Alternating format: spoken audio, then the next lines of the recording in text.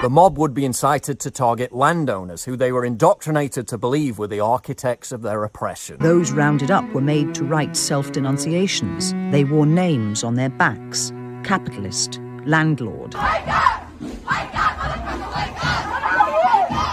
Wake up! Wake up, motherfucker, wake up! Mao argued that the peasant violence was an inevitable response to landlord oppression. To redress past wrongs, it was necessary to go to extremes. If your name's Papa or Judge, whichever one it is, give up your house, give black people back their home. You're sitting there comfortable as fuck, as if you didn't have gentrified this neighborhood. The mob would be incited to attack religious shrines. Throughout the country, churches were closed, clergy unfrocked, religious symbols smashed.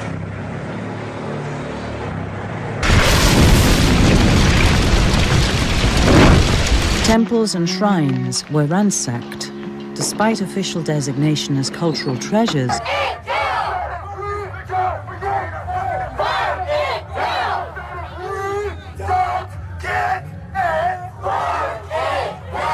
the mob would be encouraged to erect their own murals and shrines to honour and ordain their ideological deities. The statue of the Virgin Mary was replaced by a portrait of Mao.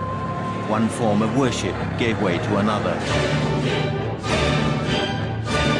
The goal of the mob was to rid the country of the old ideas by enacting reverse cultural imperialism. There was to be a new revolution, a cultural revolution, a revolution in people's thinking. All ideas contrary to Mao's thinking and the objects that represented them had to be destroyed.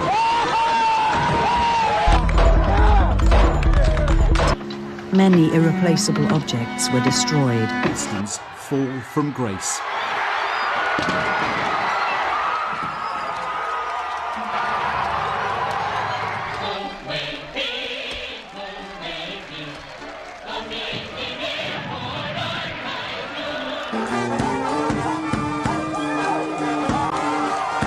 Also statues of David and the like, the kind used in drawing classes. The rebels were full of themselves. They struck poses as they smashed everything.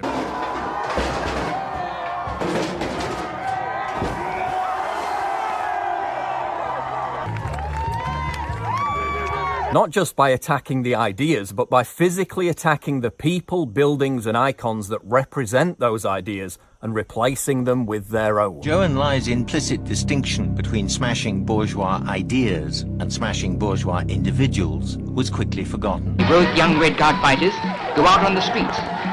That is the old ideas, old culture, old customs and old habits left over by the old society which spread feudal poison and symbolized imperialist aggression and capitalist exploitation. And the people sinned a great sin, for they had made them a god of gold, and they bore him upon their shoulders and rejoiced, saying, "This be our God." The mob would be incited to attack shops and businesses perceived not to be fully supporting their cause. They're destroying old shop signs and replacing them with revolutionary ones. There was a famous hair salon. It displayed photographs of all kinds of hairdos. When the Cultural Revolution came, they were seen as examples of bourgeois decadence.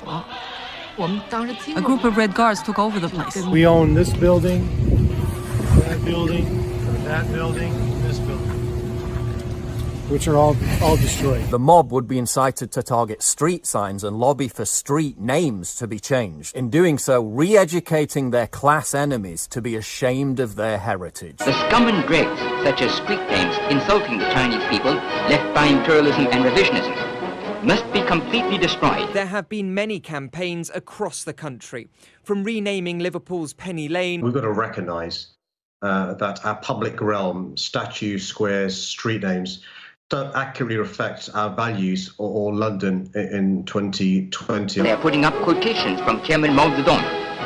The Chinese people will go all out to establish the new ideas, new culture, new customs and new habits of the proletariat. The mob would be incited to believe that looting and stealing is merely the just reappropriation of wealth.